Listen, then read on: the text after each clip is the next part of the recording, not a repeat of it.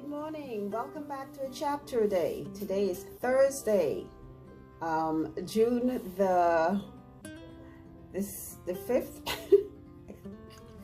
or is it the 6th?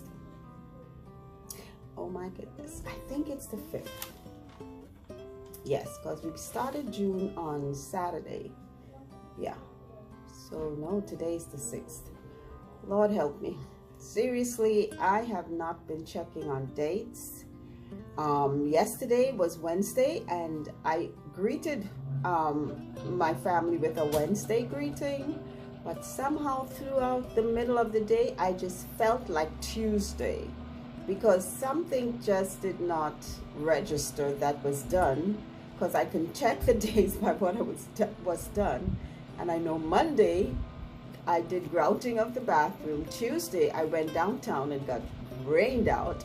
Wednesday was still a little hazy because I really didn't do anything. See, that's the thing. Without me doing something, I lose track of the days.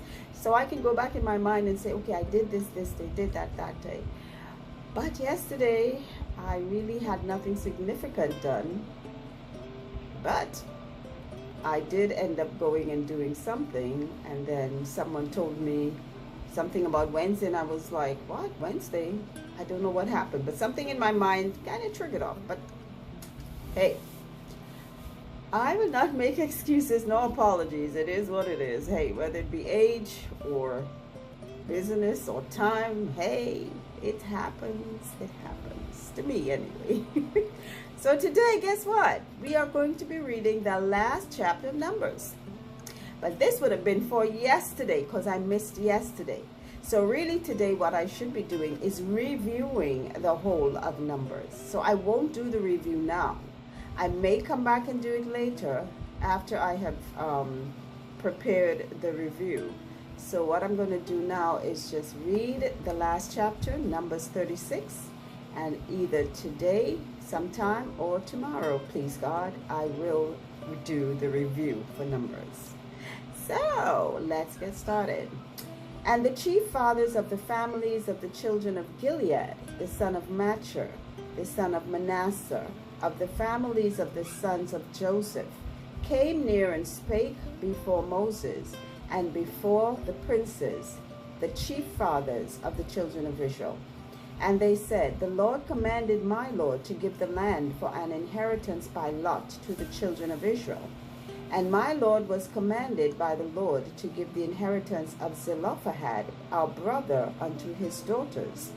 And if they be married to any of the sons of the other tribes of the children of Israel, then shall their inheritance be taken from the inheritance of our fathers, and shall be put to the inheritance of the tribe whereunto they are received. So shall it be taken from the lot of our inheritance.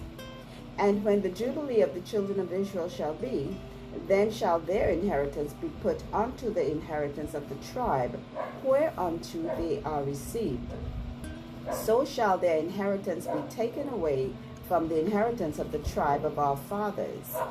And Moses commanded the children of Israel according to the word of the Lord, saying, the tribe of the sons of Joseph hath said well. So here's what's taking place. Now, prior to this chapter, we were reading about the cities of refuge that were to be prepared by the Levites, because the Levites did not receive a portion of land like the other tribes. They were to be given cities according from the other tribes, according to the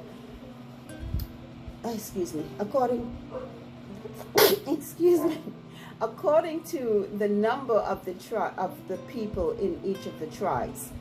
So when they got their cities, they were supposed to appoint 6 of the cities as cities of refuge. Now remember, cities of refuge were where someone who killed another person unintentionally would go there until their case was decided that they were actually not guilty of murder. So like today in our courts, trust me, we are still using the biblical concepts. Like in our court today, we have manslaughter, we have murder, 1st degree, 2nd degree, whatever, 3rd degree. it would be decided if this person didn't have some vengeance again put the other person previously, and it was found that, hey, he's clear, he really didn't intend to do this, he still could not leave the city. The avenger of blood, or the revenger of life, would go after him if he did, and he can kill him because he still committed a killing. He still did a killing. But because it was determined he was not he did not do it intentionally, he could remain in the city of refuge until the high priest died. Only when the high priest died, then he could leave the city. But if he left it before, his blood was on his own head, as they said, the avenger could kill him. Now, all the tribes received land, like I said before. And these women, these 5 sisters, again, their names were Mahlah, Tirzah, Hoglah, Milcah, and Noah. And they were from the tribe of Manasseh. So their father did not have any sons, so the land usually was allotted to the sons. Now their complaint to Moses was just that, and Moses spoke to God, and God said, let them have the land. Okay, and that was the decree. From that time forth, the children, whether it be male or female, were supposed to have the land passed down from their fathers. Now the people of the tribe are coming before Moses to say, now that you gave the land to these young ladies, they're going to get married. And it was the custom, if a woman got married, all her property went to the husband. So if they married outside of the tribe of Manasseh, then all the property would be going to one of the other tribes, or each of the other tribes from which the husband would come. So they're telling Moses, that will take away our land from our tribes. So here's what Moses will decide through God's command. So verse 6, this is the thing which the Lord doth command concerning the daughters of Zelophehad, saying, let them marry to whom they think best. Only to the family of the tribe of their father shall they marry. So shall not the inheritance of the children of Israel be moved from tribe to tribe.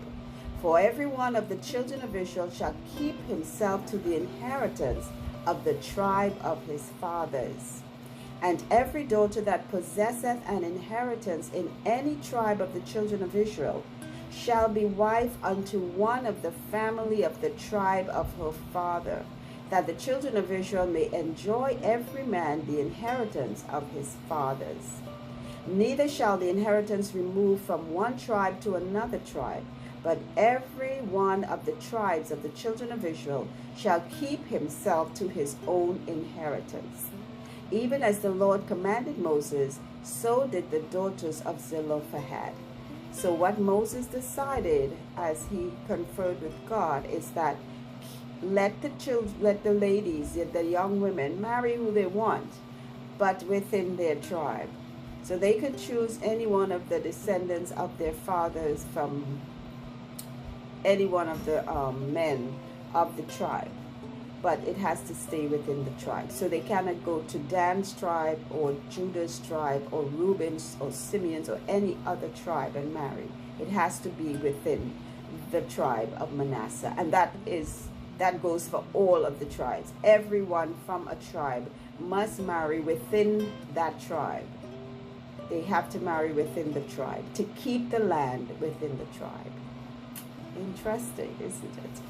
So when we heard like the regal family or the royal families were doing these things, marrying within themselves to keep the inheritance within the family, guess where they got that from? Okay, verse 11. For Mahlah, Tirzah, and Hoglah, and Milcah, and Noah, the daughters of Zelophehad, were married unto their father's brothers' sons. So their father's brothers were their uncles, and their sons were their cousins. So they married their cousins. And they were married into the families of the sons of Manasseh, the son of Joseph, and their inheritance remained in the tribe of the family of their father. These are the commandments and the judgments which the Lord commanded by the hand of Moses unto the children of Israel in the plains of Moab by Jordan near Jericho. So interesting. Numbers was amazing. I enjoyed reading the book of Numbers. There were some times with the ordinances, it seemed to be a little uninteresting and tedious, but it still was something that God wanted the children of Israel to observe and obey. And God is very fair. If anybody ever says that God is not just, oh please, I don't know which God you're talking about, because the God of heaven, the only God, is very fair, very just, very, very wise, very wise. And if you want wisdom, you have to get it from above. What you hear around the world with people giving their 2 cents, as we call it, their opinions in a large and loud way, that's knowledge of their own writings, of their own so-called wisdom.